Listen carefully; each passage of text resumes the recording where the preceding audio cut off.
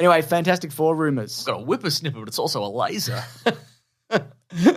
Fantastic Four, the new one. This is by the Hot Mike podcast with Jeff Snyder and John Roker and Hot Mike. Yeah. Apparently, Vanessa Kirby is Sue Storm. Yeah, right. Mission Impossible movies, Hobbs and Shaw, other things. I like things, her. yeah. Good choice, I think.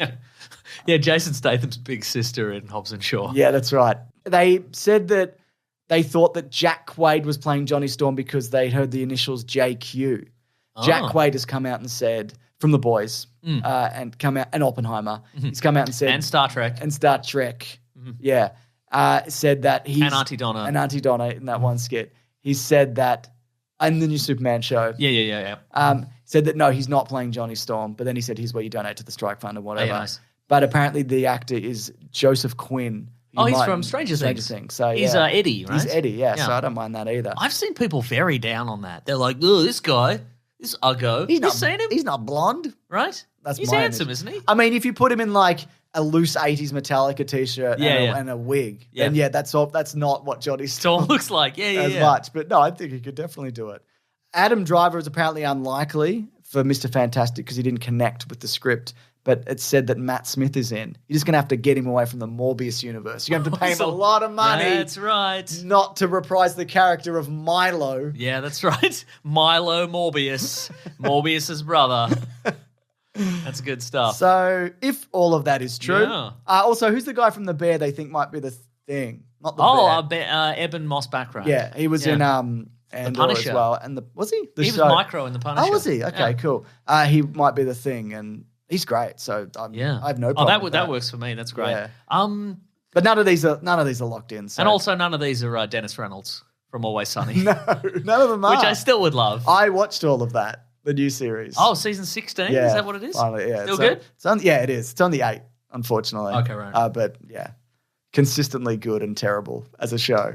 Yeah. Let me ask you this, because I haven't kept up. Yeah. But I still, I'll watch it and enjoy it. Yeah. I guess I'm going to have to watch a season at a time from like 10 up. Yeah, I think that's maybe where I'm up to.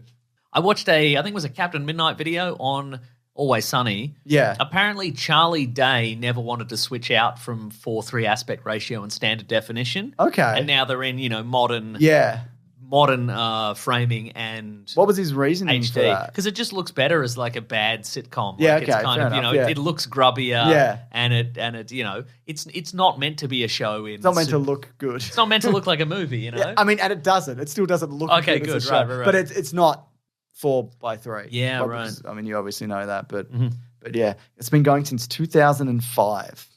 Yeah, crazy. So right? there you go. Anyways, Mason, we all laughed about those Barbenheimer memes, didn't we? We sure Actually, did. I think, if I recall correctly... I did one big laugh. Yeah, well, you laughed and laughed, and I went, no. And then I just stopped, and then I was stony-faced once more. If I recall, you probably laughed too much, and I didn't actually laugh much at all, because it's actually... I thought it was in poor taste, combining those two things together. I actually said, that's darkly funny. And that's inappropriate. That's all I said. Yeah.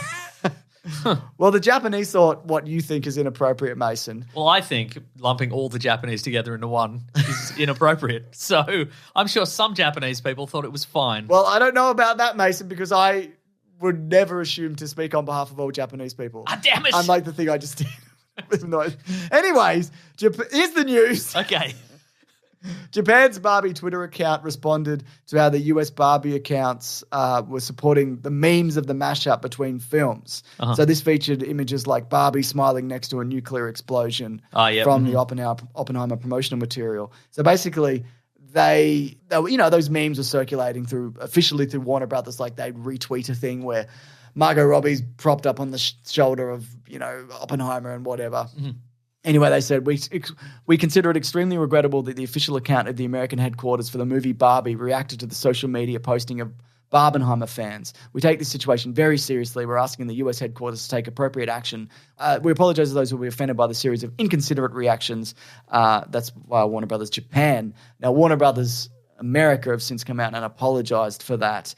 And also the way this also came to a head is because apparently Japanese Twitter were responding by doing mashups of Barbie and 9/11, which I also thought was in poor taste. I didn't do a big laugh either. Interesting. So yeah, just a little bit of real world seeping into our movies, which I hate.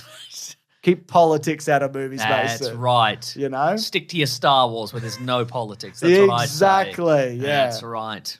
Here's something that's actually via Reddit user CostasPat257, and it's via Secret Invasion. Now, this user has broken down the timeline of what happened with Secret Invasion. Okay, so this is out in the real world. Yes. This isn't in the timeline of Secret Invasion. This isn't this isn't within the MCU. Exactly. Because we gotta know when Rhodey was become a Skrull. No, we don't. No, we don't. We don't need to know anything. We don't need to know.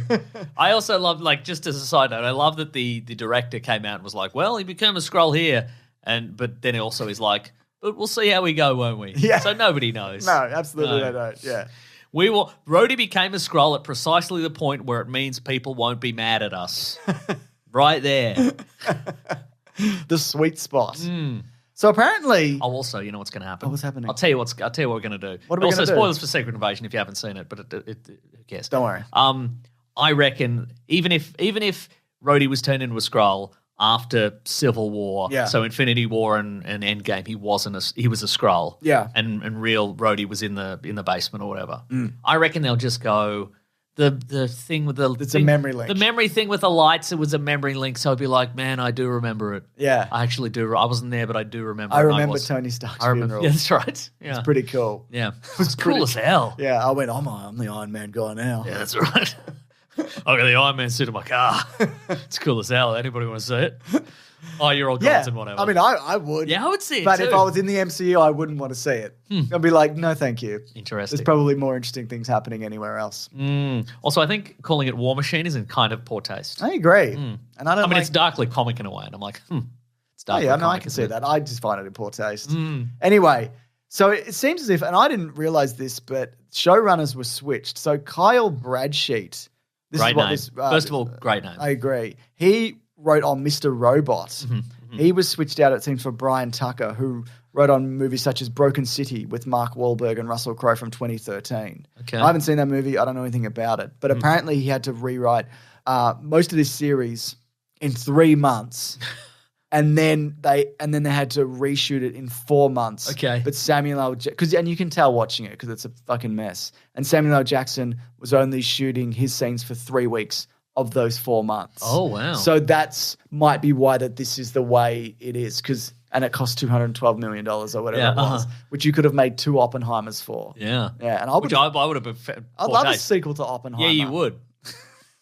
No, just where people are like, that was bad actually. Yeah. This more just giving him a real drubbing for what he did. You got too curious. Yeah. And then a big bomb happened. He's like, I said I was sorry. God, I got swept No, up. you didn't. Oh, well, I'm saying it now. Well, it's too late. I shouldn't have to ask you for an apology. Well, I didn't think of it before.